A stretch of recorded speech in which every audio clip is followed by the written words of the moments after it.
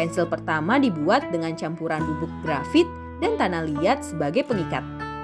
Hai kids, siapa di sini yang sering menggunakan pensil untuk menulis? Yaps, pensil menjadi alat tulis yang populer di kalangan pelajar ternyata memiliki sejarah loh.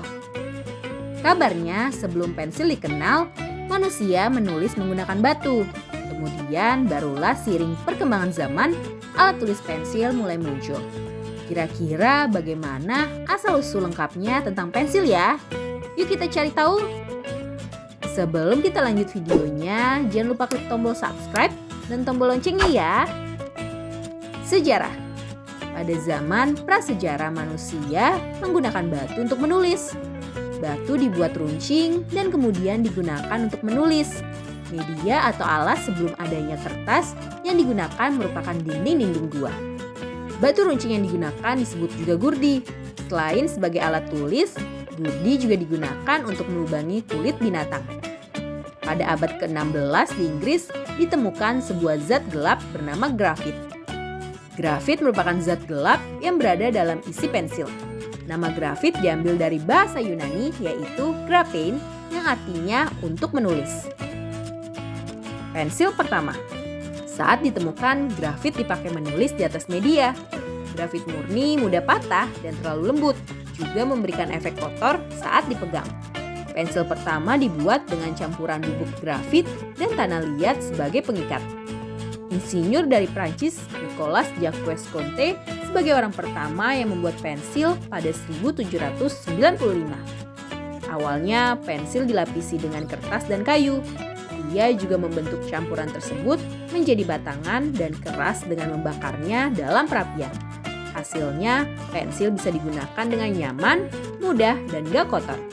Selanjutnya berkembang dengan muncul berbagai inovasi, dari pengaturan ketebalan, hasil tulisan, hingga warna. Berkembang. Keberadaan pensil terus berkembang hingga sekarang. Dalam perkembangannya ditemukan pensil mekanik atau pena yang populer mulai abad ke-19, di mana pena yang ujungnya diganti dengan logam tajam yang kemudian dicelupkan ke tinta sebelum untuk menulis. Selain pensil grafit biasa, ada berbagai jenis pensil lain yang tersedia saat ini. Pensil arang populer di kalangan seniman. Terdapat juga perkembangan pensil seperti pensil warna yang dibuat dengan isi pensil berbahan lilin yang menjadi favorit anak-anak yang suka mewarnai. Nah, itulah sejarah panjang tentang asal mula pensil. Sekarang kita cari tahu juga yuk tentang sejarah kemunculan buku. Kids, siapa yang suka membaca buku? Walaupun kemajuan teknologi membuat banyak buku berbentuk elektronik, namun masih banyak penggemar membaca buku yang lebih suka membaca buku dengan fisik nyata. Tapi untuk penggemar buku, siapa yang tahu sejarah perkembangan buku? Sebelum dikenal menggunakan kertas dengan berbagai kualitas seperti sekarang, buku melewati perjalanan panjang loh. Yuk kita cari tahu bagaimana perjalanannya. Kertas yang dijilid. Buku yang sekarang kita kenal berbentuk lembaran kertas yang dijilid pada salah satu sisinya. Tapi sebelumnya tulisan-tulisan ini diletakkan dalam gulungan kertas. Gulungan ini dianggap nggak praktis karena hanya bisa ditulis pada bagian satu sisi. Akhirnya orang-orang pada zaman itu mulai menumpuk-numpuk gulungan kertas ini, menjilidnya hingga membuat tulisan di kedua sisi kertas. Maka jadilah bentuk buku seperti yang kita kenal sekarang.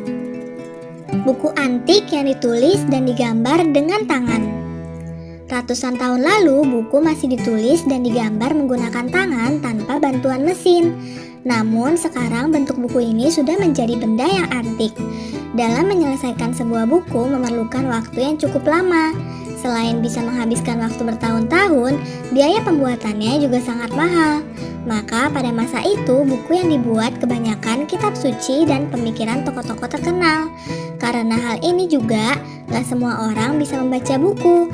Hanya orang-orang kaya serta orang dengan jabatan penting yang bisa membaca buku. Buku cetak. Bentuk buku cetak mulai dikenal luas sejak adanya penemuan mesin cetak oleh Johannes Gutenberg pada 1455. Menggunakan mesin ini, buku bisa dicetak lebih banyak dan lebih cepat. Semakin berkembangnya zaman, mesin cetak juga terus mengalami perkembangan semakin canggih. sehingga harga buku menjadi lebih murah dan semakin banyak toko-toko buku dan perpustakaan yang muncul di seluruh dunia.